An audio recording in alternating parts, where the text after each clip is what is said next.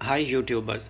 हमारा लाइफ जो हैं बैटरीज़ हैं, लिथियम फॉस्फेट बैटरीज़, इनका 24 वोल्ट का सिस्टम जो है वो रेडी हो चुका है। छोटा सा एक बैटरी बैंक है और इसमें 8 सेल्स लगे हैं। ये आप देखें, अगर आपको सही सही इसमें नज़र आ रहे होंगे, ये 8 सेल्स हैं और बिल्कुल छोटा सा हमारा ये एक बैटरी बैंक बन गया है जो कि 100 वोल्ट का 100 एम्पेयर का है। 24 वोल्ट और 100 एम्पेयर।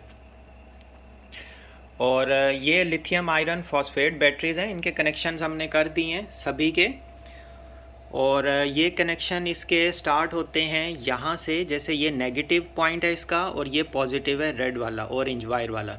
ये आपको यहाँ पे रेड नज़र आ रहा है, ये हमारा पॉजिटिव है, ये नेगेटिव है। अब हमारे पॉजिटिव से सबसे पहले ये सेल कनेक्टेड है, इसके बाद यहाँ नेगेटिव से नेक्स्ट पॉजिटिव के साथ ये सेल कनेक्टेड है। इसी तरह ये सारे हमारे सेल्स आपस में कनेक्टेड हो चुके हैं और ये हमारा 100 एम्पेयर और 24 वोल्ट का जो सिस्टम है, छोटा सा एक बैटरी बैंक, ये रेडी हो चुका है। और ये छोटा तो नहीं है, वैसे देखने में साइज़ के लिहाज से ये छोटा है, लेकिन असल में इसके जो एम्पेयर्स हैं वो तकरीबन 100 एम्पेयर्स बनते हैं। ये 100 एम्पेयर का बैटरी बैंक है। अगर इसमें हम सारे सेल्स के वोल्टेजेस अगर हम चेक करें, पहले हम टोटल बैटरी बैंक के वोल्टेज चेक करते हैं। ये इस टाइम पर फुल चार्ज नहीं है वैसे, और इसके हम चेक कर लेते हैं कि ये टोटल हमें वोल्टेज कितने दे रहा है। तो यहाँ पर जो इसके वोल्टेज आ रहे हैं, ये आ रहे हैं 26.58। अभी ये शायद लाइट की वजह से आपको ठीक से इसमें डिस्प्ले नहीं आ रहा होगा।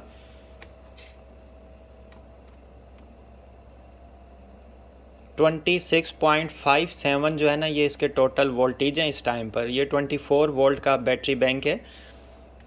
फर्स्ट सेल की बात करें, ये 3.32 पर है। सेकंड सेल हमारा बी 3.32 पर है। थर्ड बी हमारा 3.32 पर। फोर्थ भी हमारा 3.32 पर है। और इसके बाद हमारा आ जाता है फिफ्थ सेल भी 3.32 पर। सिक्स सेल का अगर चेक करें वो भी 3.32। सेवन्थ सेल हमारे पास 3.32 और एट्थ सेल भी 3.32। मतलब हमारे सारे के सारे सेल्स इसमें बिल्कुल ठीक से कॉन्फ़िगर्ड हैं, सेम वोल्टेज पर हैं। टोटल हम वोल्टेज की बात करें 26.56। और ये फुल चार्ज जब हो जाता है तो ये 29 वोल्ट तक होता है ये बैटरी बैंक। इस वक्त ये फुल चार्ज नहीं है क्योंकि थोड़ा सा मैंने इसके ऊपर लोड इससे पहले मैं चला चुका हूँ, कुछ लोड जो है ना वो मैं यूज़ कर चुका हूँ। तो अब ये हमारा बैटरी बैंक है जिसके एक एक सेल के वोल्टेज भी मैंने आपसे शेयर किए। इसका कनेक्शन अभी ये विदाउट BMS मैंने रखा है, इसको कोई भी सर्किट मैंने इस टाइम पर अभी तक इसके साथ अटैच नहीं किया क्योंकि मैं जस्ट इसके वोल्टेजेस, इसके ऊपर लोड चेक करना चाह रहा था। और अभी ये 3.32 पर हैं सारे सेल्स। टोटल ये 26 वोल्ट पर है पूरा बैटरी बैंक। इसके ऊपर जब हम लोड चलाएंगे तो फिर देखेंगे कि ये हमें कितना जो है ना बैकअप देता है। फ़िलहाल आप इसका साइज़ वगैरह ये सारी चीज़ें आप देखें कि इतना बड़ा नहीं है, नॉर्मल है। और इसको उठाना रखना बहुत इजी है। इस टाइम पर मैंने इसे एक स्टूल के ऊपर रखा है और बिल्कुल छोटा ये बैटरी बैंक बनता है, हैंडी है, आप यूज़ कर सकते हैं। उठा के किसी जगह प्लेस करना हो, चेंज करनी हो लोकेशन, आप वो भी चेंज कर सकते हैं। ये जो हमारे पास 4 सेल्स कनेक्टेड हैं, ये 12 वोल्ट का बैटरी बैंक है। ये सेकंड, ये हमारे पास 12 वोल्ट का, ये मिला के 24 वोल्ट बनते हैं। और 12 वोल्ट का आप अगर बैटरी पैक बनवाते हैं, बैटरी बैंक, तो वो इतना सा बनेगा, यहाँ से इतना सा। और बिल्कुल ये आप हाथ के मुकाबले में देखें, इतना बड़ा नहीं है, छोटा सा होता है। लंबाई जो है इसकी तकरीबन 1 फुट के करीब है इसकी लंबाई इन सेल्स की। और मोटाई अगर आप देखें ये 1 इंच से ज़्यादा है, तकरीबन 1.5 इंच के करीब बन जाती है, तकरीबन 1.5 इंच के करीब। और ये 100 एम्पेयर का एक सेल बनता है जिसके अगर वाट्स की आप बात करें तो ये वाट्स लिखे हुए हैं। 3.2 वोल्ट का एक सेल है, 320 वाट आवर का है।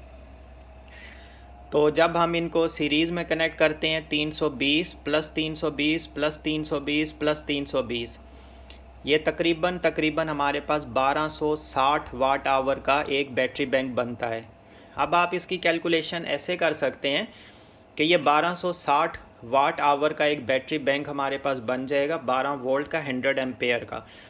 अगर इसके ऊपर आप छत वाले 2 पंखे चलाते हैं, 2 नहीं बल्कि आप 2 पंखे तो आपके 30-60 वाट्स बनेंगे, 3 पंखे के ऊपर 100 वाट्स के करीब बनता है, और 6 पंखे आपके बन जाएंगे 200 वाट्स।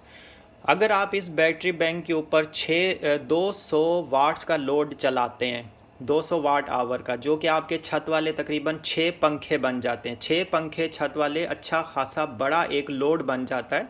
वो आप 6 पंखे अगर इस बैटरी बैंक पे चलाएं 12 वोल्ट पे, 4 सेल जो 12 वोल्ट का बैटरी बैंक है इतना सा, इसके ऊपर अगर चलाएं तो ये आपको देगा तकरीबन 6 घंटे से ऊपर का बैकअप। ये 6 घंटे से ज़्यादा का बैकअप देगा।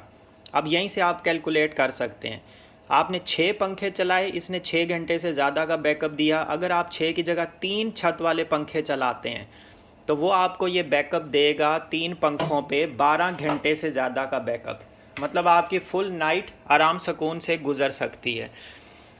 और ये बैटरी बैंक जो है इसकी खासियत ये है, ये जो लिथियम फॉस्फेट सेल्स होते हैं इनकी लाइफ टाइम जो होती है वो 10 से 20 साल होती है। 10 से 20 साल।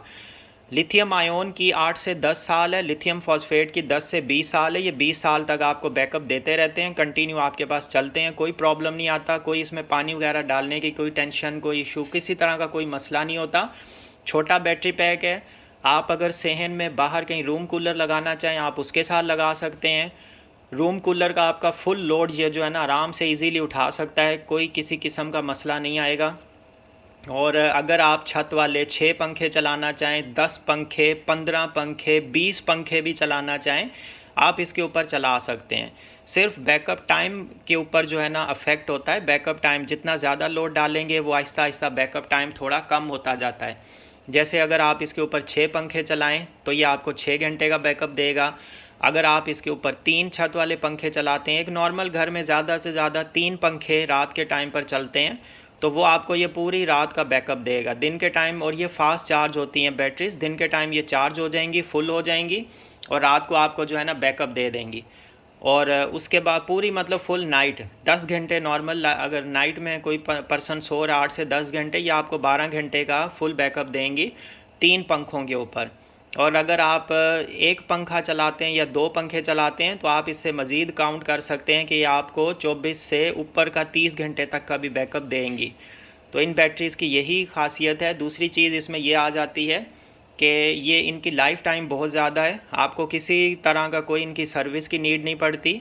अभी फ़िलहाल इसके साथ BMS अटैच नहीं है, क्योंकि हमारा इन्वर्टर जो है जिस सिस्टम के साथ मैंने इसे कनेक्ट किया है वो ऑलरेडी कन्फिगर्ड है। वो 21 वोल्ट पे जो है ना ऑफ़ हो जाता है, ट्रिप हो जाता है। और इसके टोटल फुल वोल्टेज जो है उस इन्वर्टर के 30 हैं। नॉर्मली हर इन्वर्टर जो 2.2 किलोवाट का आता है, जो कि 2 बैटरीज़ के साथ कन्फिगर्ड होता है 24 वोल्ट के साथ, तो वो उसके मैक्सिमम वोल्टेज 30 होते हैं। और इन बैटरीज़ के फुल चार्जिंग वोल्टेज 29.4 हैं। ईज़िली मतलब आप इसको कनेक्ट कर सकते हैं, कोई ओवरचार्ज किसी तरह का कोई इशू नहीं आएगा। और ये नॉर्मल बैटरीज़ अगर आपकी 28 पे 29 पे लीड एसिड फुल हो रही हैं तो ये 29 पर होता है ये वाला भी बैटरी बैंक। और मिनिमम जो इसके वोल्टेज हैं, अगर सेल्स को फुल लोड डिस्चार्ज करें तो ये 18-19 वोल्ट तक किया जा सकता है। वैसे इसके नॉर्मली 20 वोल्ट तक इसको डिस्चार्ज करना चाहिए, लेकिन फिर भी ये 21 वोल्ट पे इन्वर्टर ट्रिप कर जाता है। उसमें ये होता है क्योंकि ये इसको फुल चार्ज होने से थोड़ा रोक के रखता है, फुल चार्ज नहीं करता, मतलब थोड़ी बहुत कैपेसिटी होती है तो ये सिस्टम ट्रिप करता है। लेकिन आप खुद एक चीज़ आइडिया ले सकते हैं कि 21 वोल्ट से लेकर 29 वोल्ट तक ये आपको कितने ही आवर्स का बैकअप दे देंगे। तो इनको आप इन्वर्टर्स के साथ लगा सकते हैं, आपका 5 किलोवाट का सिस्टम हो उसके साथ चला सकते हैं, 2 किलोवाट, 1 किलोवाट देसी UPS के साथ चला सकते हैं, आप रूम कूलर चला सकते हैं, फ़ैन चला सकते हैं, लाइट चला सकते हैं, 8 पंखे, 10 पंखे, 15, 20 पंखे, जितना भी आप लोड चलाना चाहें इन सेल्स के ऊपर आप इजीली डाल सकते हैं और इनको चला सकते हैं। तो ये हर तरह की बैटरीज़, हर तरह के इन्वर्टर्स, हर तरह के सिस्टम्स, सभी चीज़ों के साथ ये कॉन्फ़िगर्ड होते हैं। किसी किस्म का कोई इनके साथ इन सेल्स में इशू नहीं आता है। तो ये इन सेल्स की थोड़ी सी डिटेल हो गई है। इसके ऊपर हम लोड चेक करेंगे, फिर आप सबसे शेयर करेंगे कि लोड इसके ऊपर किस तरह से चल रहा है, ये कितना हमें बैकअप दे रहे हैं। बाकी चैनल को ज़रूर सब्सक्राइब कर दें, वीडियोस को लाइक एंड शेयर कर दें। Thank you.